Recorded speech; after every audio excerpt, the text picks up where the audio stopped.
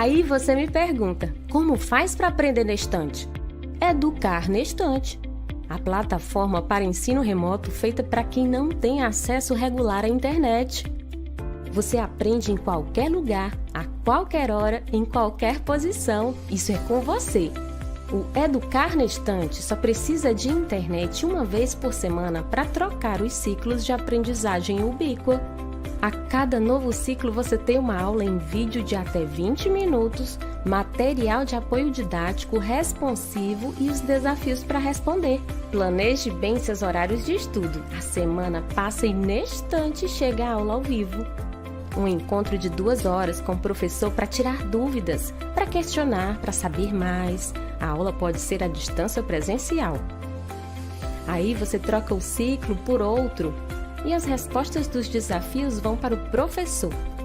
A devolutiva vai para você. Assim, de ciclo em ciclo, você aprende em qualquer lugar, a qualquer hora, em qualquer posição. Mas isso já disse. É você que escolhe. Educar na estante. Aprender faz parte do ciclo da vida.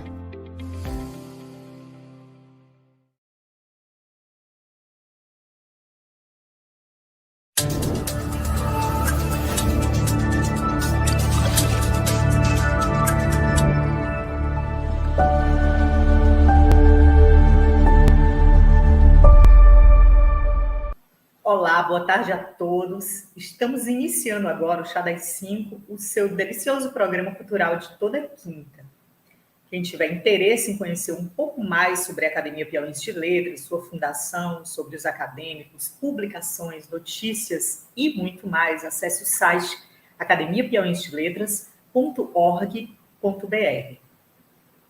Márcia Velin é doutoranda em Letras, programa da pós-graduação de Letras da Universidade Federal do Piauí, pela FAPEP, mestre em Letras da UFP, pela UFP, graduada em Geografia pela UFP e Letras Português pela UESP, membro do grupo de pesquisa CNPq, Literatura, Leitura e Ensino da UESP, membro da SOL, que é a Sociedade Literária de Teresina, mediadora do projeto Raio de Sol pela Livraria Entre Livros em Teresina, integrante do grupo Cafundó de Contadores de Histórias desde 1996, autora dos livros de literatura infantil O Boi do Piauí, 2015-2021, O Segredo da Chita Voadora, 2017, A Flor do Pequeno Príncipezinho, 2019, Ágata e a Saúde da Mulher, 2019, em coautoria com o médico e acadêmico da APL, o Dr. Luiz Ayrton Santos Júnior, pela editora Nova Aliança. Sou Mulher Negra do Quilombo, sim senhor, 2019, pela editora Eduema, em coautoria com Silvana Patoja dos Santos e O Menino do Congo, 2022, também pela editora Nova Aliança. O Chá das 5 de hoje traz como tema literatura infantil e contação de histórias. E vamos conversar agora com a arte educadora Márcia Velin, uma eterna criança deslumbrada com a poética das linguagens e com o universo delicado e misterioso da vida. Boa tarde, professora Márcia Velin. É uma honra tê-la conosco hoje no Chá das 5, o programa da Academia Piauiense de Letras. Boa tarde, Vanise. Boa tarde a todos que estão nos assistindo. É um prazer estar aqui no Chá das 5 para conversarmos dessa temática, né, tão grandiosa que é a literatura infanto-juvenil e a contação de histórias. Obrigada pelo convite.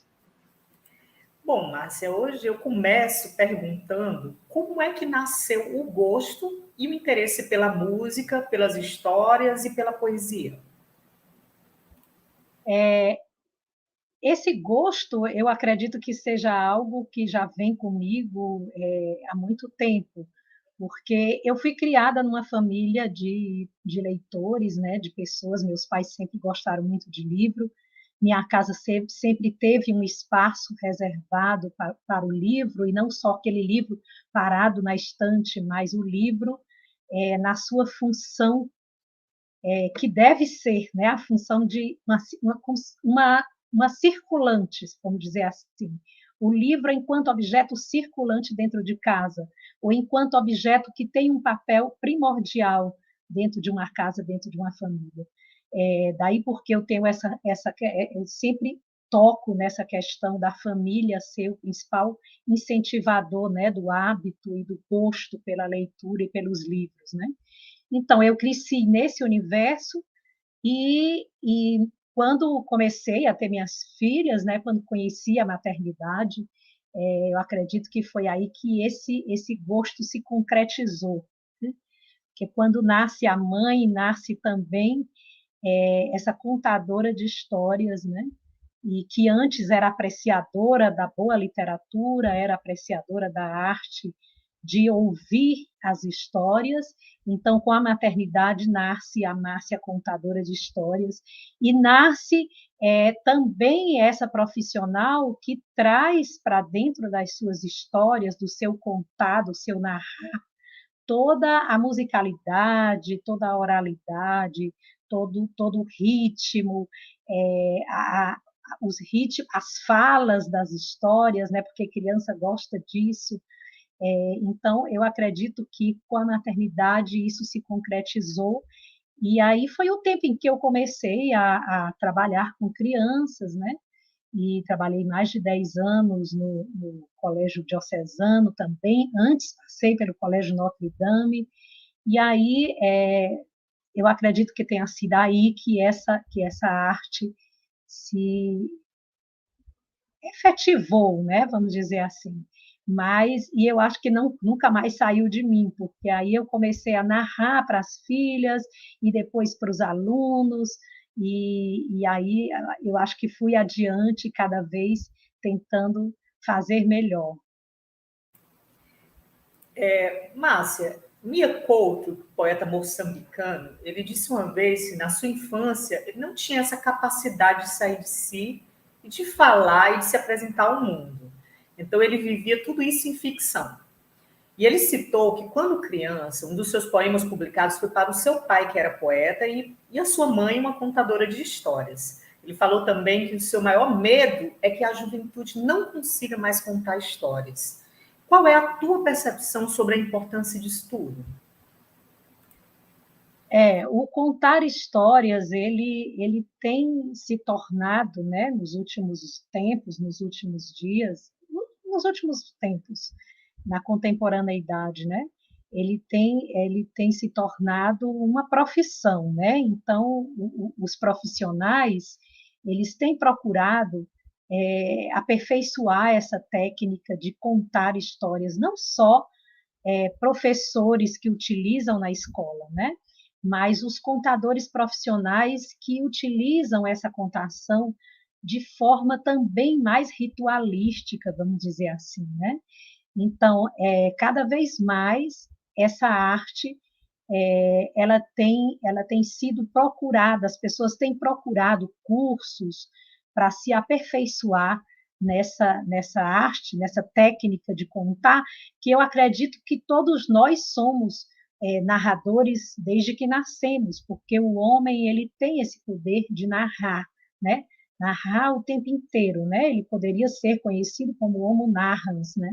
Porque nós narramos o tempo inteiro.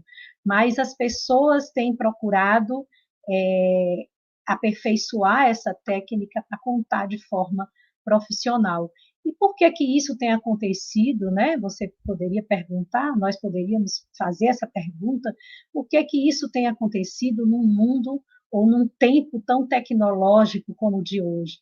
E eu responderia que eu acredito que seja justamente para trazer de volta, né, alguns elementos que estão sendo esquecidos, né, na contemporaneidade ou nessa era digital, que é o afeto, o estar próximo, o ouvir, o olho no olho, né, como experiência vivida.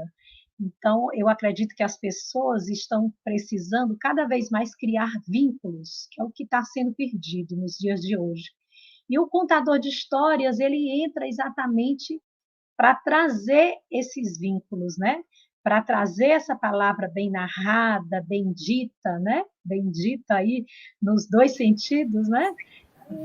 E fazer, né, as crianças vivenciarem, experimentarem que ela tem de prazer, de delícia, e também para fazer com que ativar, eu diria assim, a imaginação dessas crianças, porque o contador de histórias, quando ele narra, ele, ele faz com que o ouvinte crie as imagens mentais.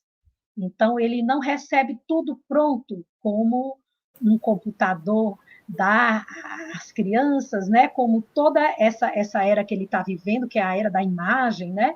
Então, com o contador de histórias, ouvindo uma boa história, a criança é instigada a criar, a imaginar, a criar essas imagens mentais.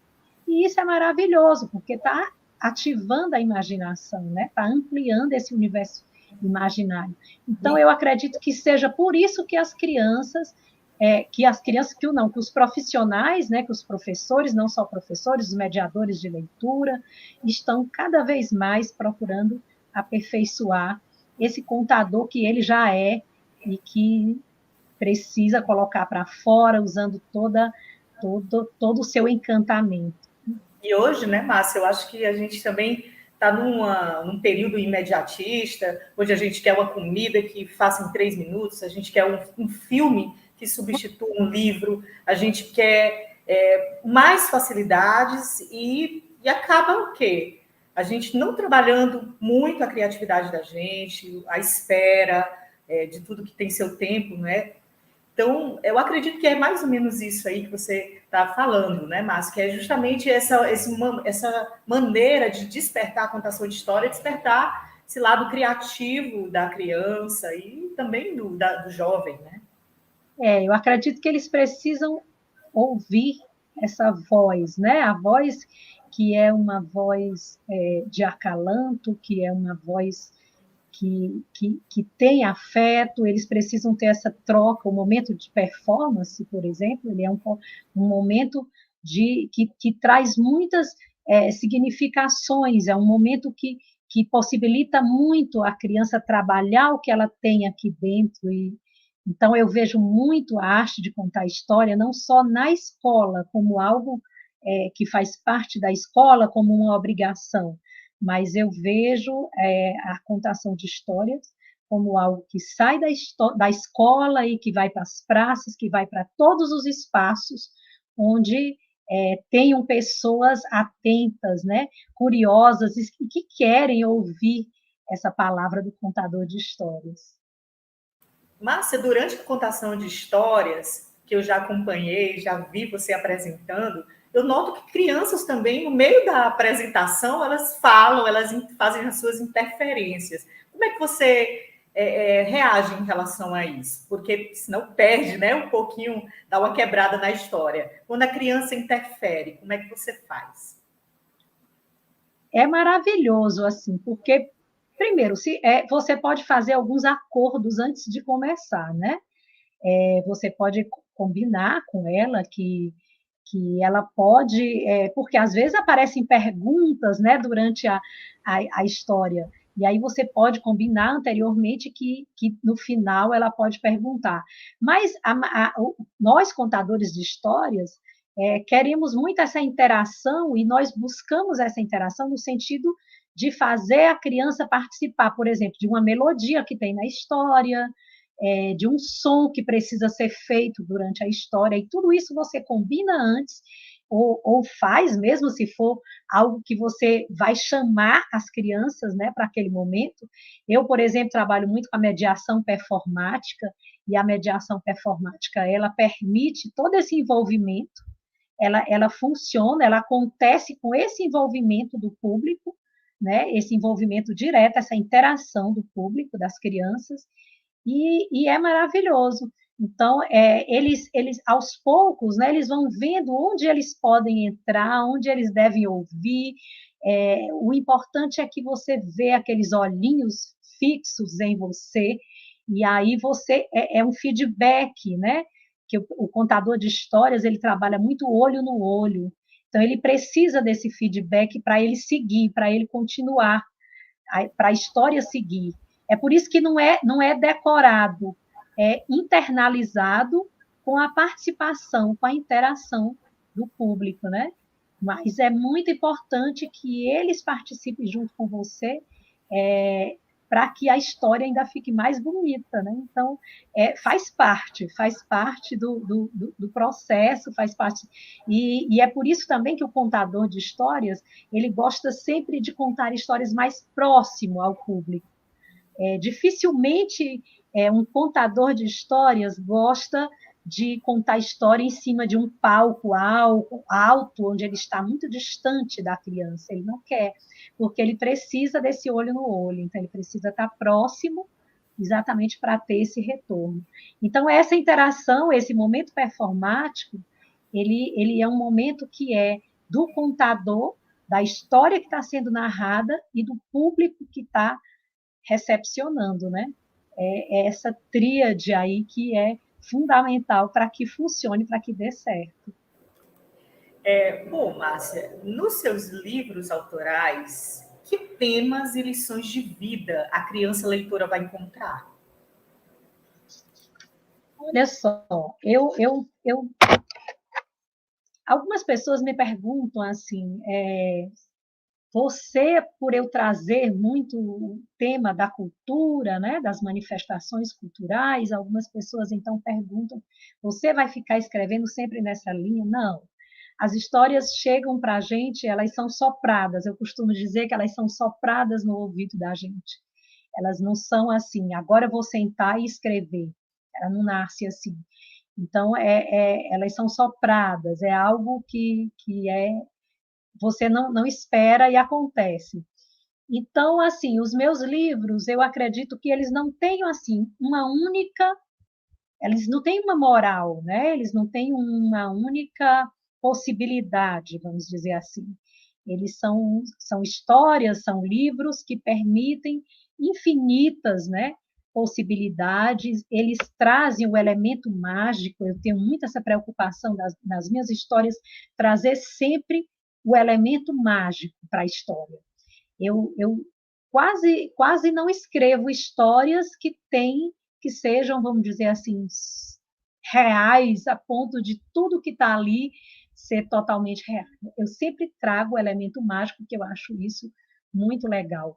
Eu primo muito também pela presença da oralidade, né? Porque como eu venho da contação de histórias para a escrita de livros, né? Foi um processo, eu contei histórias, só contando histórias mais de 20 anos, e aí de 2015 para cá que eu comecei a escrever também, então a oralidade é muito forte em mim, então as minhas histórias você vê uma marca muito forte da oralidade, da inventividade, do encantamento, o objeto mágico, a musicalidade está sempre presente, e eu não consigo pensar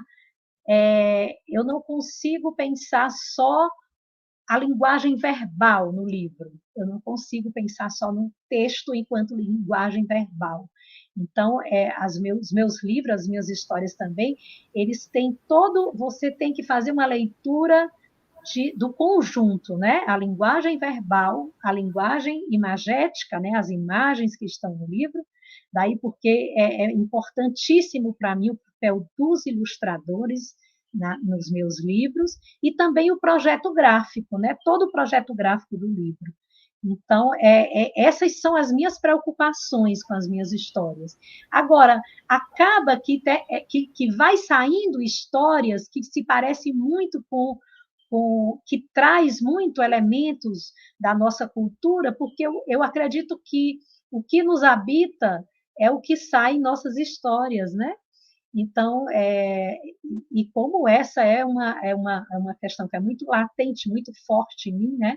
A questão das manifestações culturais do nosso Estado, a questão de enaltecer elementos que eu acredito que que não têm o valor que deveria ter.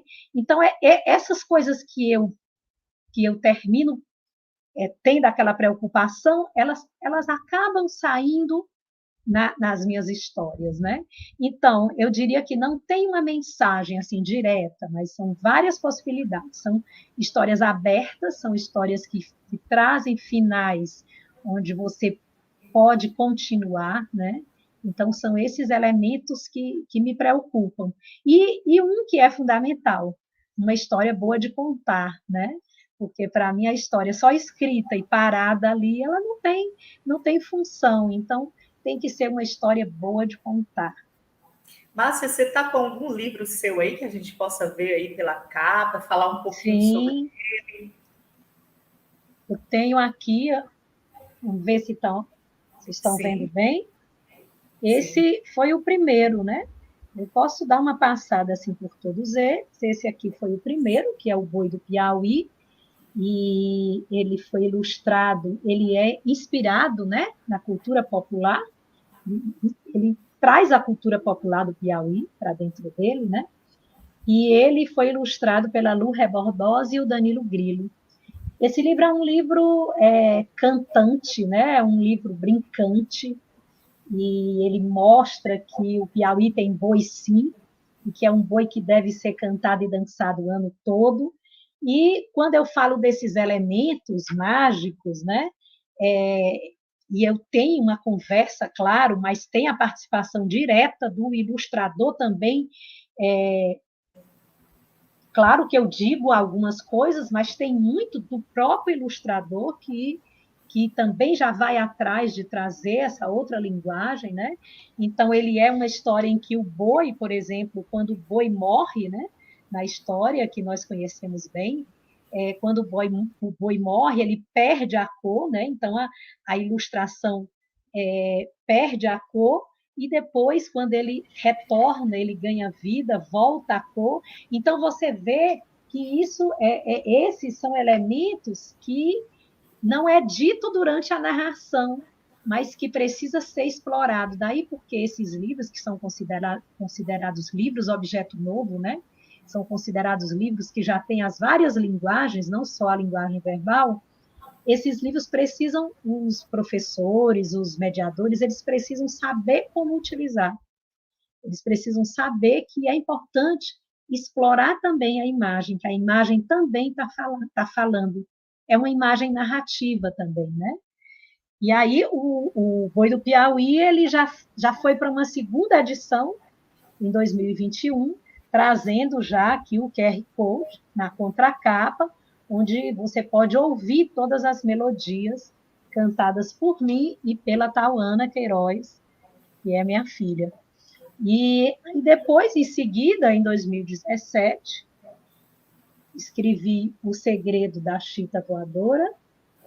Esse livro é um livro que enaltece a beleza da mulher negra e o tecido chita.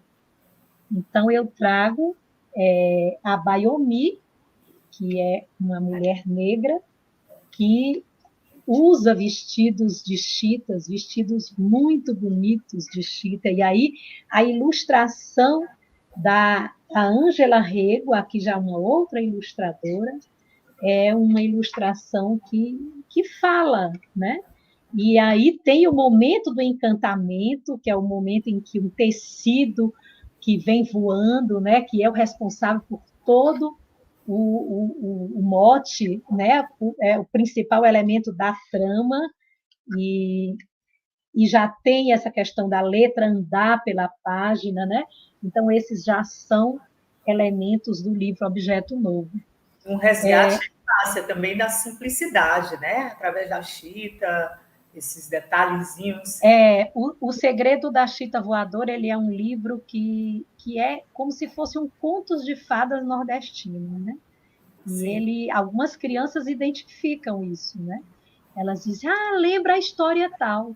Então, eles conseguem, porque ela encontra com um homem que traz uma camisa, onde um pedacinho da camisa dele é esse retalho que voou, e que ela vai se encontrar com ele para unir, né, esse pedacinho que falta na camisa. Então, eles associam a esse conto de fada, né? Da Cinderela, né, do sapatinho. Mas é muito interessante, porque as crianças têm esses contos clássicos, né?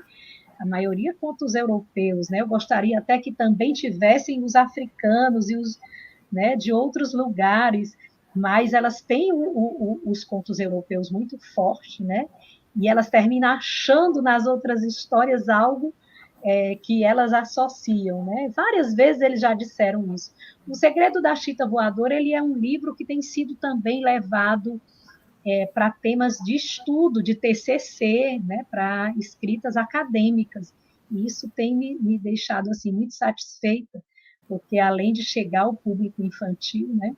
Eu diria que as histórias são para todas as idades, né? Não existe esse adjetivo infantil, infanto-juvenil, mas os adultos adoram, Até né? porque nós temos aí uma criança que ela permanece, até quando a gente estiver bem velhinho, ela está ali presente como uma luz, né? E que faz com que a gente veja a vida com mais encantamento, né? Que têm usado muito, né?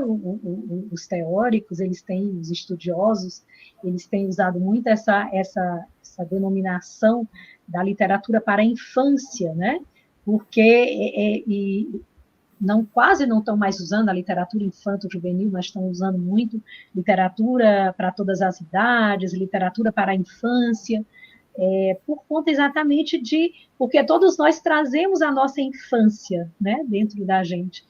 E muitas vezes, com uma história que parece ser para a criança, ela traz assim inúmeras lições para a gente, embora não seja uma lição dita de forma direta, mas tem o que ficou nas entrelinhas, o que não foi dito, que eu acho que é um outro elemento que eu trago para as minhas histórias, é deixar o não dito também, deixar nas entrelinhas o que pode ser preenchido, né?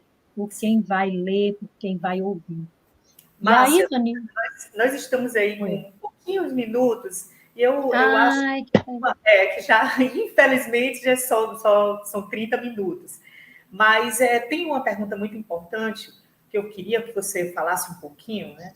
Sobre a literatura infantil do Brasil. Ela é um gênero literário que tem uma grande acolhida junto às escolas. Como é que anda o nosso Estado dentro de uma visão mais abrangente, nacional, e qual a importância do fortalecimento da literatura infantil? olha, eu acredito que nós temos uma boa literatura, nós temos bons escritores, mas nós estamos precisando impulsionar mais a literatura no nosso estado. Nós temos uma editora, a editora Nova Aliança, temos outras também, mas eu diria que a Nova Aliança é a editora que mais edita a literatura piauiense e a literatura infantil piauiense.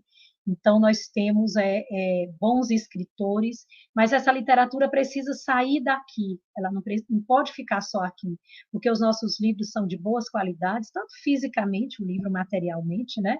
Mas também na sua materialidade, mas também no conteúdo, né? Nós temos bons escritores, mas precisamos fazer essa literatura alçar, né? Longos voos. E precisamos também que as escolas adotem a literatura infantil piauiense, né? Então, é preciso que essa literatura ainda seja conhecida e valorizada em nossas escolas. Aí, nós temos vários escritores, né? E a cada ano chegando outros e os que já estão também publicando mais, agora precisamos ainda dar essa impulsionada, né? A nível assim nacional e mundial também, né? Bom, Márcia, eu queria só que você desse uma fechada aí. Quais são os autores infantis que toda criança deveria conhecer? Eu tenho aqueles escritores que eu considero fundamentais, né? Principalmente se eles são escritores que têm uma linha de pensamento como a minha, no sentido de, como eu estava falando anteriormente, né? De deixar o não dito, né? De preencher, de deixar que a criança preencha, que a criança interaja.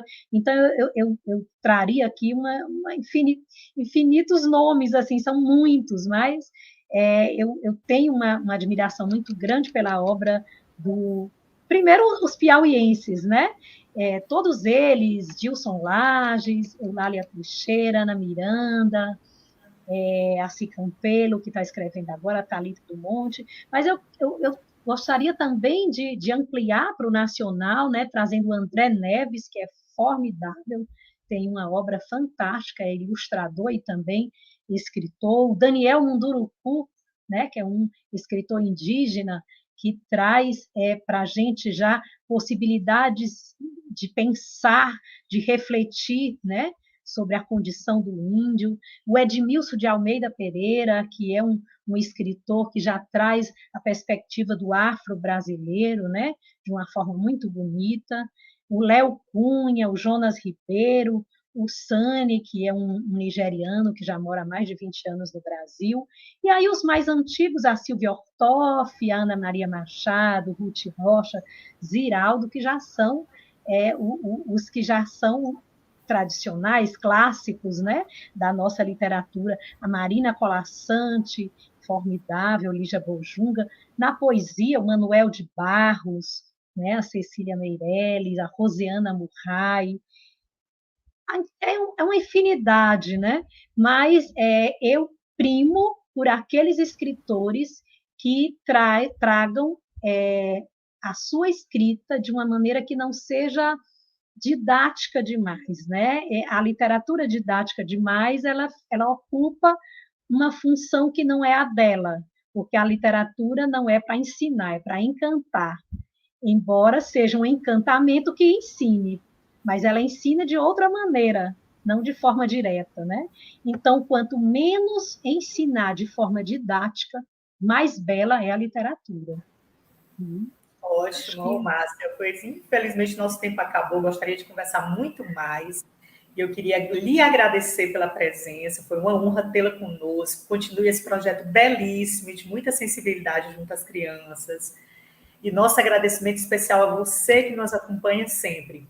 O programa Chá das 5, ele fica disponível no canal da TV Nestante para que você possa assistir e compartilhar com sua família e amigos. Eu desejo um lindo fim de tarde a todos e até o próximo programa.